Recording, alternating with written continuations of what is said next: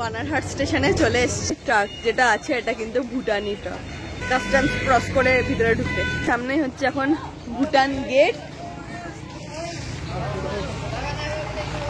এই যে এখন ভুটানে আছি গাইস। আজকে তো ভুটান আসতে টোটাল খরচ হয়েছে 90 টাকা। Hi guys, good morning. কেমন ঠান্ডা তোমাদের ওখানে? এখানে পুরো জমে যাচ্ছি ঠান্ডাতে। অ্যান্ড এখন আমি যাচ্ছি একটা খুব সুন্দর জায়গায়, সেটা হচ্ছে ভুটানে। আর ভুটানে হচ্ছে আজকে একটুখানি আমি একটা অফ রাস্তা দিয়ে, মানে জয়গাঁও বর্ডার হয়ে নর্মালি আমরা যেরকম যাই সেইভাবে যাচ্ছি না, একটা অফ রুট দিয়ে যাচ্ছি। তো কীভাবে যাচ্ছি না যাচ্ছি তো চলো কন্টিনিউ, তোমরাও দেখতে থাকো। অ্যান্ড আমিও ফটাফট, আমাকে এখন স্টেশনে পৌঁছাতে হবে, রাইট? তো চলো, একটা টোটো নিতে হবে। কোনো টোটো নেই, পুরো রাস্তা ফাঁকা। এইদিকে রাস্তাটাও তাই, দেখো কি অবস্থা।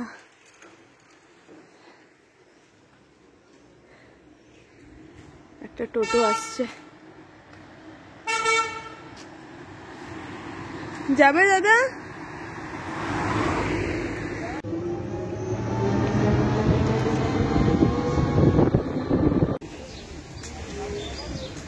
টোটো করে চলে আসলাম শিলিগুড়ি জংশনে। প্রচণ্ড কুয়াশা, তাও তো এখন একটুখানি দিনের আলো হয়েছে। আর একদম স্টেশনের সামনে, কিন্তু কোনো লেখাই বোঝা যাচ্ছে না, এত কুয়াশা। চলো আগে টিকিট কেটে নিই। প্রচণ্ড ঠান্ডা। আর এখন অলমোস্ট বানারহাটের সামনে আমি চলে এসেছি। আর ঠান্ডার চোটে এখানে জানলা টানলাগুলোকে সব বন্ধ করে রাখা হয়েছে।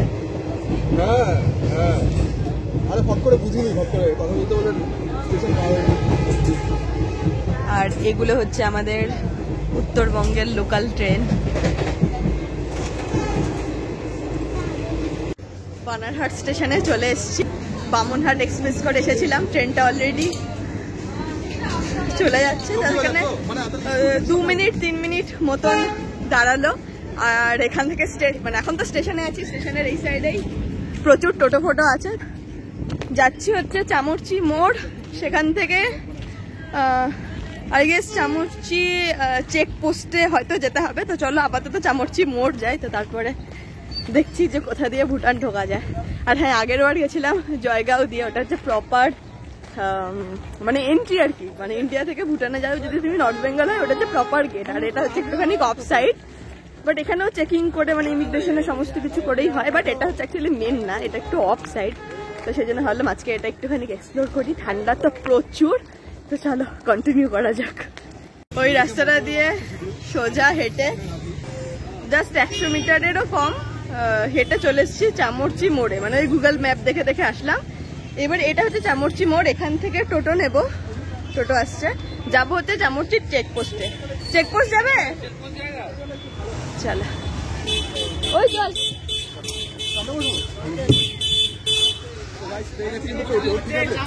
আজকে আমার সাথে প্রতীক আছে, তো ও ভিডিও করছে। প্রতীকের একটা ফ্রেন্ড এসেছিল, প্রতীকের সাথে দেখা করতে, জাস্ট ওকে বাই বললাম। অ্যান্ড যাচ্ছি এখন আমরা চেকপোস্টে।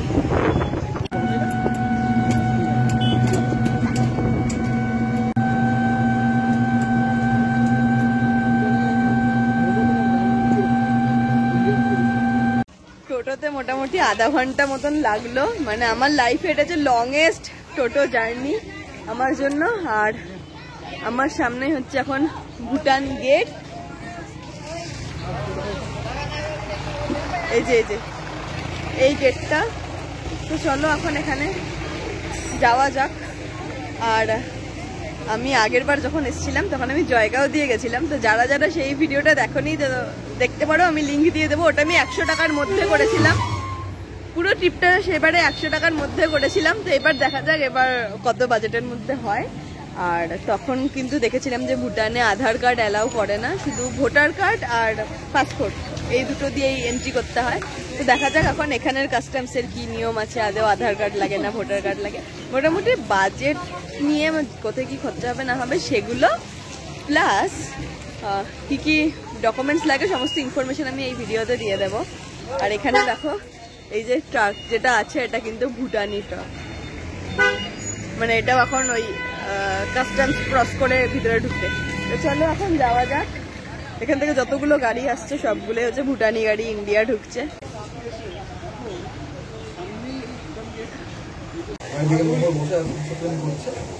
ভিডিও করতে পারছি না গাইস, আমি এখানে ক্যামেরা অন করে রেখেছি গাইস, দেখো। আরে দেখা না ভাই, বাট আমি করতে পারছি না। এখন আছি হচ্ছে বর্ডারে, বর্ডারটা তো দেখালাম। এখানে দেখো এই যে এটা হচ্ছে ইন্ডিয়ার ফ্ল্যাগ, এই যে এটা ইন্ডিয়ার ফ্ল্যাগ। আর এই ফ্ল্যাগের পিছনে যে পাহাড়টা দেখতে পাচ্ছে সেটা হচ্ছে ভুটানের পাহাড়, কিন্তু বর্ডারের ক্রসিং আর বর্ডারের ইমিগ্রেশনের ওই চেকিং এর ওখানে হচ্ছে ক্যামেরা অ্যালাউ না। তো এখন আমরা এসেছি খেতে, এখানে চাউমিন মানে পাওয়া যাবে, এখন মোমো হতে টাইম লাগবে, সেজন্য এখন আমরা চাউমিন খাচ্ছি। আর এখানে একটুখানি ইনফরমেশন কিছু দিয়ে দিই, সেটা হচ্ছে যে আমরা ট্রেনে করে এসেছি শিলিগুড়ি থেকে বামনহাট এক্সপ্রেসে, ভাড়া লেগেছে 50 টাকা এখানে আসতে, বানারহাটে আসতে। বানারহাটে এসে আমরা চামরচি মোড় পর্যন্ত হেঁটে এসেছি, চামরচি মোড় থেকে চেকপোস্ট পর্যন্ত আমরা যে টোটো করে আসলাম, পার হেড 40 টাকা করে ভাড়া।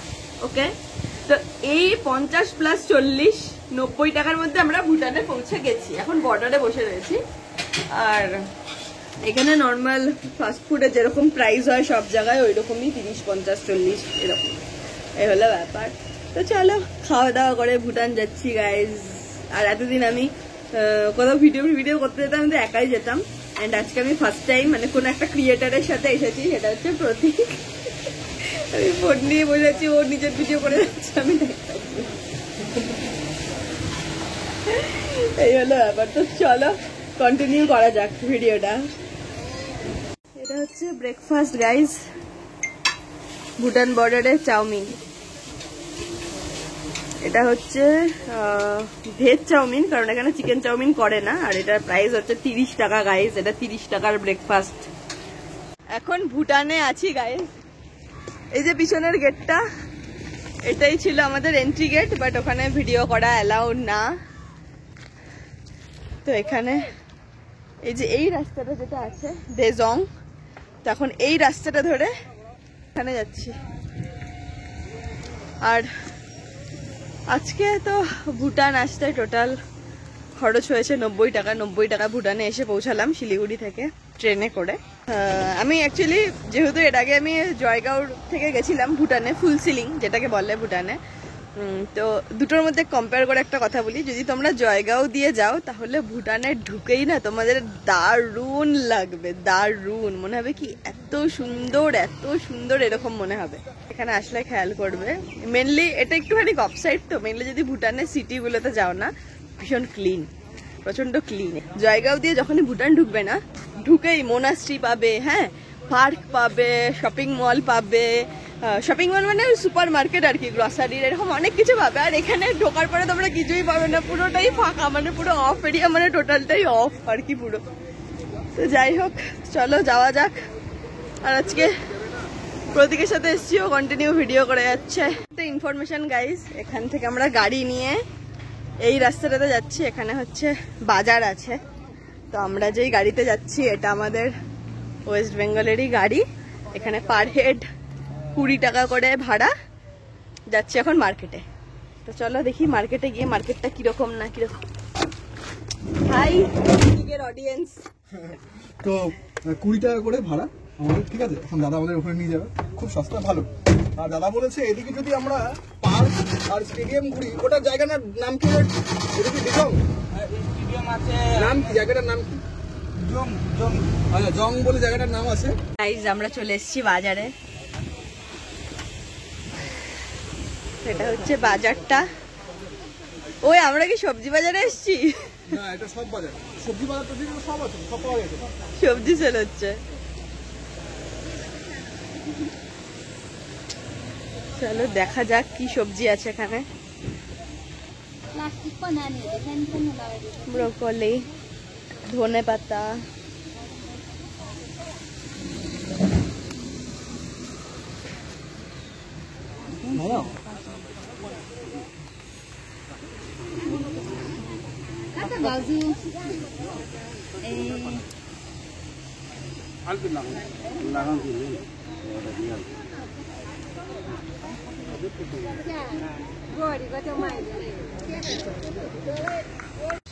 একটা ভিউ দেখাই। হ্যাঁ, সেটা হচ্ছে এখানে পরপর পরপর যেগুলি দেখতে পাচ্ছ এগুলি হচ্ছে সব রেস্টুরেন্ট। ওকে, আর এই যে মাঝখানের যে গ্যাপটা আছে না, এখান থেকে একটা খুব সুন্দর ভিউ পাওয়া যাচ্ছে।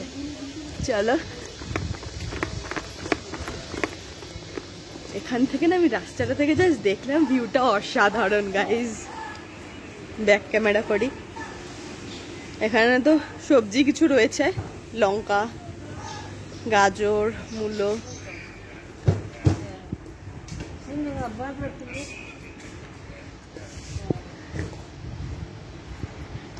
আজকে ওয়েদারটা তো একদমই ক্লিয়ার না, বাট তার মধ্যেও যে এতটুকু দেখা যাচ্ছে। দেখো নিচের রাস্তাটা, সামনের ঘর বাড়ি, আর ওই সাইডে দেখো অনেকটা এরিয়া জুড়ে দেখা যাচ্ছে।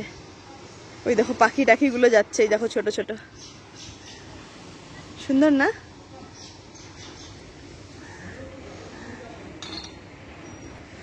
এটা হচ্ছে একদমই ভুটানের গ্রামীণ একটা পরিবেশ।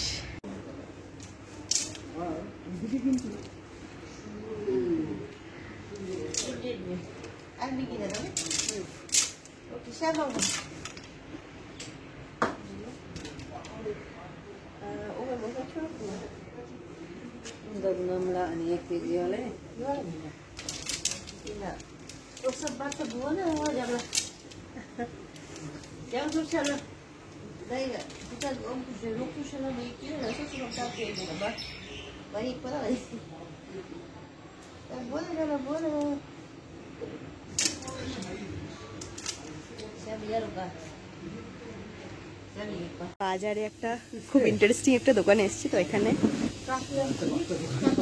অনেক অনেক ধূপকাঠি আছে। হ্যাঁ, আচ্ছা ভাইনি ये दीजिए ना, ये दीजिए ना। हाँ, ये लेना है। यस। তো এখানে অনেক এগুলো সব ভুটানি ধূপ, এগুলোই প্রতিটার আলাদা আলাদা গন্ধ আছে। Thank you. তো আমি এটা নিলাম। এখানে অনেকগুলো কালার আছে, তো আমি এখান থেকে রেড কালারটা নিলাম। তো আজকে হচ্ছে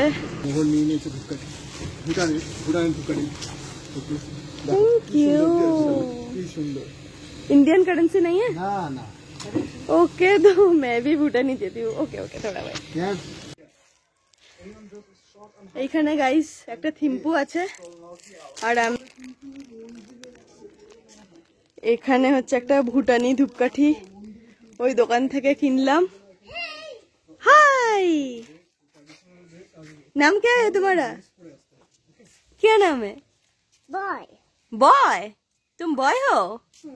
बॉय हो तुम? এটা হচ্ছে একটা মন্দির ভুটানে। এই দেখো, জয় শ্রী গণেশ। আর এটা হচ্ছে শিবালয়া মন্দির, একটা শিবজির মন্দির আর কি। এটা আর কি টোটালটা কি সুন্দর না? দেখো, প্রচুর সুন্দর। এর আগে যখন ভুটানে এসেছিলাম এরকম থিম্পু টিম্পু ভিজিট করেছিলাম, বাট ভুটানে মন্দির আমি এই ফার্স্ট টাইম দেখছি। আর এই শিবজির মন্দিরটার পিছনেই দেখো, এখানটাতে কিন্তু একটা পাহাড় আছে, কি সুন্দর না? এই পাহাড়টা, এটা মানে ওয়েদারের জন্য তো ক্লিয়ার বোঝা যাচ্ছে না। এই পাহাড়টা না এই সাইড দিয়ে দেখো নেমেছে এইভাবে, এখানটাতেও পাহাড়টা দেখা যাচ্ছে। মন্দিরের ভিতরে আসলাম, আর আসতে একটা খুব সুন্দর মহাদেবের মূর্তি, সাথে নন্দী মহারাজ।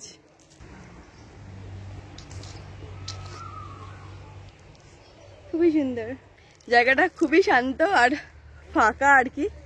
মানে যারা ভক্তরা আসছে মন্দিরে যাচ্ছে প্রণাম করছে, এই যে সমানে ভক্তরা আসছে কিন্তু কোনো নয়েজ নেই। আর এখানে বসার প্রচুর জায়গা আছে, সাইড দিয়ে এরকম ব্রেঞ্চ টাইপের আছে, ওই সাইডে চেয়ার মতন করা আছে, খুব সুন্দর। এটা যেহেতু ভুটানের অফ সাইড না, তো সেহেতু আর কি ওই টাউনে যেরকম সমস্ত কিছু অ্যাভেলেবেল থাকে ওরকম তো নেই। আর একদিনের মধ্যে ডেফিনেটলি তোমরা দেখতেও পারবে। আর যদি সেটা করতে চাও তাহলে গাড়ি এখান থেকে অ্যাভেলেবেল আছে 900 টাকা, হচ্ছে সব স্পট দেখিয়ে দেবে, 900 টাকা লাগবে। যা কিছু মিউজিয়াম টিউজিয়াম এখানে অনেক কিছু আছে। এখন যাচ্ছি আমরা আবার ভুটানের যে বর্ডারটা আর কি, ভুটান ইন্ডিয়ার কাস্টমসের ওখানে।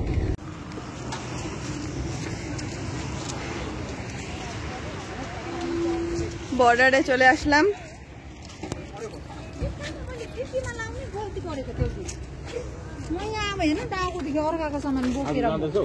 সকালে যেখান থেকে ব্রেকফাস্ট করেছিলাম আবার সেখানে এসেছি। এতক্ষণে মোমো বানানো হয়ে গেছে, তো আমি এখন একটুখানি ভুটান বর্ডারের মোমো টেস্ট করব। আর আবারও তোমাদেরকে দেখাই, ওই দেখো ইন্ডিয়ার ফ্ল্যাগ আর পিছনে পাহাড়, আর এইটা হচ্ছে আমাদের দাদা দোকানে।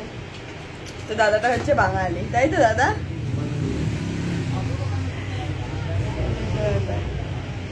চলো এখন মোমোটা টেস্ট করে দেখা যাক কেমন।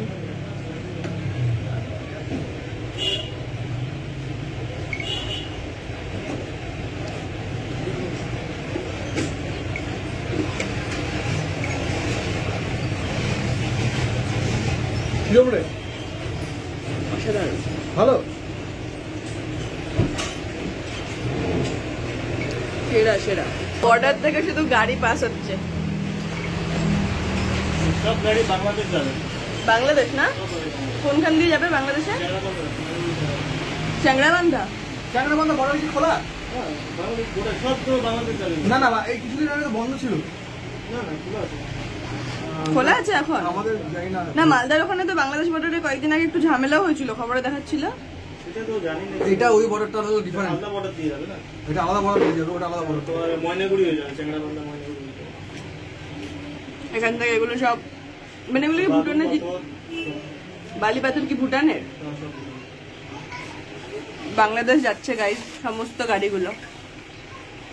আর মোমোটা অসাধারণ। ও আরেকটা, হ্যাঁ আরেকটা মানে ইম্পর্টেন্ট ইনফরমেশন তোমাদেরকে দিই। এই বর্ডারে এটা হচ্ছে যে চামরচি, মানে ইন্ডিয়ার এখানে চামরচি। আর এই বর্ডারটার পরে ভুটানে ওটা কি নাম দাদা? সামসি না? সামসি। এই বর্ডারের ওই সাইডটা হচ্ছে সামসি, আর এই বর্ডারের এই সাইড এখন আমি যেখানে আছি, কিন্তু বর্ডার ক্রস করে ফেললাম, এটা হচ্ছে চামরচি। তো এবার হচ্ছে যে এই চামরচির যে বর্ডারটা, চামরচি সামসির বর্ডারটা, এখানে হচ্ছে আধার কার্ড দিয়ে তোমরা যেতে পারো। আর ওই জয়গাঁও আর ফুলসিলিং এর ওই বর্ডারে কিন্তু মানে আধার কার্ড অ্যালাউই না, মানে নেবেই না ওখানে ইমিগ্রেশন, মানে ভোটার আর পাসপোর্ট। এখানে সেটা না, এখানে আধার ভোটার সবই চলবে। তো চলো ওখান থেকে বেরিয়ে কথা বলছি গাইজ, মোমোটা অসাধারণ। চামরচি বর্ডারে মোমো খাওয়ার পরে টোটো করে বানারহাটে আসলাম। টোটোর ভাড়া ছিল পার হেড 40 টাকা। বানারহাটে হচ্ছে ওই রেল স্টেশন, বাস স্ট্যান্ড সবই ভীষণ কাছাকাছি। তো আমি বানারহাট বাস স্ট্যান্ড থেকে শিলিগুড়ি পিসি মিত্তাল বাস স্ট্যান্ড পর্যন্ত বাস নিয়ে নিয়েছিলাম, ভাড়া ছিল 100 টাকা। তো বাসে করে যাচ্ছি, তার কারণ কি ট্রেনের তুলনায় বাসে 30 মিনিট থেকে 40 মিনিট কম সময় লাগে, তো সেই জন্যই আমি বাসে করে যাচ্ছি। আর বানারহাট জংশন থেকে শিলিগুড়ি জংশনে ট্রেনের ভাড়া কিন্তু 50 টাকা। আর বাসটা যেই রাস্তা দিয়ে যাচ্ছে, রাস্তাটা তো দেখতেই পাচ্ছ খুবই সুন্দর, মানে একদম সেবকের করোনেশন ব্রিজ, একদম মানে পাহাড় টাহাড়ের মাঝখান দিয়ে যায়, ভীষণই ভালো লাগে দেখতে। তো এটাও আরেকটা কারণ ছিল বাসে করে যাওয়ার। আর এই ভিডিওটাতে যদি তোমাদের কোনো রকম কোনো কোশ্চেন থাকে ভুটানে যাওয়া নিয়ে, বর্ডার ক্রসিং নিয়ে, আমাকে কমেন্ট করে জানাতে পারো, অবশ্যই আমি তোমাদেরকে রিপ্লাই করব। আর আজকের ভিডিওটা এখানেই শেষ করছি, দেখা হচ্ছে খুব তাড়াতাড়ি আবার তোমাদের সাথে।